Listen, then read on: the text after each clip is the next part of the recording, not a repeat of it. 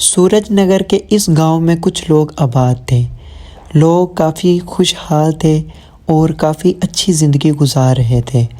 लेकिन करीब ही इस गांव के एक खौफनाक हवेली थी जिधर एक चुड़ैल का साया था। ये चुड़ैल दिन को आराम करती थी और रात को शिकार करती थी। उधर सूरजनगर गांव में नंदिनी नाम की औरत चांदपुरिया गांव में जाने का फ़ैसला करती है। गांव के लोग उसे बहुत रोकते हैं कि उधर मत जाओ, रास्ते में वो खौफनाक हवेली है। सुनो नंदिनी, तुम ना जाओ उधर, वहाँ खौफनाक हवेली भी है। अरे क्यों ना जाऊं, मैं तो जाऊंगी। मुझे क्यों डरा रहे हो, मैं नहीं डरने वाली। ये बात कहते ही नंदिनी वहाँ से चांदपुरिया गांव की तरफ जाने लगती है।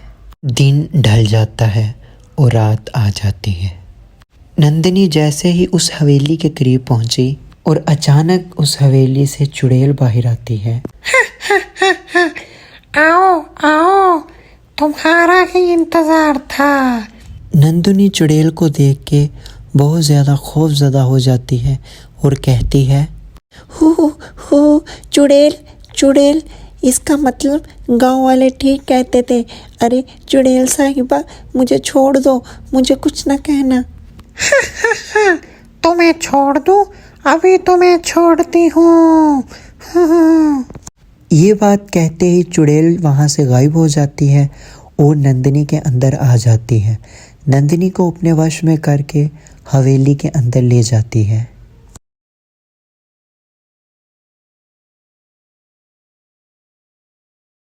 अगले रोज़ नंदिनी के लापता होने की खबर पूरे गांव में फैल जाती है। अरे मैंने तो नंदिनी से कहा था तुम ना जाओ, उधर खौफनाक हवेली भी है, लेकिन नंदिनी फिर चले गई।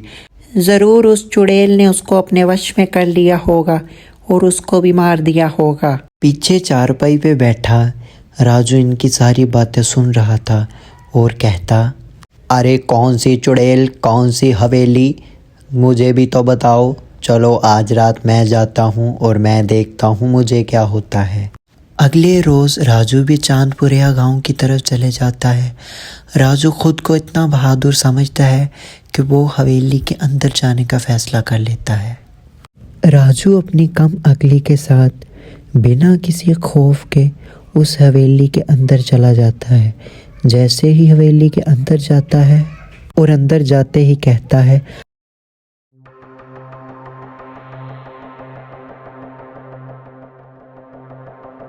आज तो मैं नंदिनी को यहाँ से लेके जाऊंगा।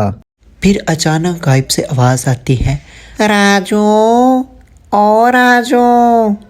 राजू बहुत ज़्यादा डर जाता है और कहता है, यहाँ कौन है, यहाँ कौन है, किसने मुझे आवाज़ दी, मेरा नाम किसने पुकारा? राजू, तुमको मैंने आवाज़ दी। अरे मुझे छोड़ दो, मुझे छोड़ दो, मुझे छोड़ दो। नहीं राजू, तुम बहुत बहादुर हो, तुम्हारा गोश्त खाने का मुझे मज़ा आ जाएगा। फिर ये बात कहते ही चुड़ैल राजू पर हमला कर देती है और राजू को भी मार देती है। राजू की मौत के बाद अगले दिन गांव के सरपंच को यह सारा मामला बताया जाता है। फिर सरपंच जी के कहने पर गांव में एक बाबा जी को बुलाया जाता है। फिर उस बाबा जी के साथ सारे गांव के आदमी उस हवेली के बाहर चले जाते हैं। हाजिर हो, हाजिर हो, हाजिर हो, अरे ओ खून पीने वाली आत्मा, हाजिर हो, हाजिर हो। और यूं ही कुछ देर बाद वो चुड़ैल सबके सामने आ जाती है। सब डरने लग जाते हैं और बाबा जी उससे पूछते हैं कि तू क्या चाहती है और क्यों गांव के लोगों को परेशान किया है। तो चुड़ैल कहती है,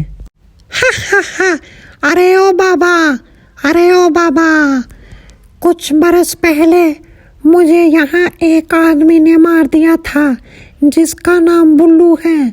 अगर तुम उस बुल्लू को यहाँ लाओ तो मैं गांव में से चली जाऊंगी और किसी की जान को नुकसान नहीं पहुँचाऊंगी। फिर गांव वाले उस भुल्लू नाम के आदमी को पकड़ के उस हवेली के करीब छोड़ देते हैं। जो ही रात होती है वो चुड़ैल आती है और उस भुल्लू नाम के आदमी को मार देती है।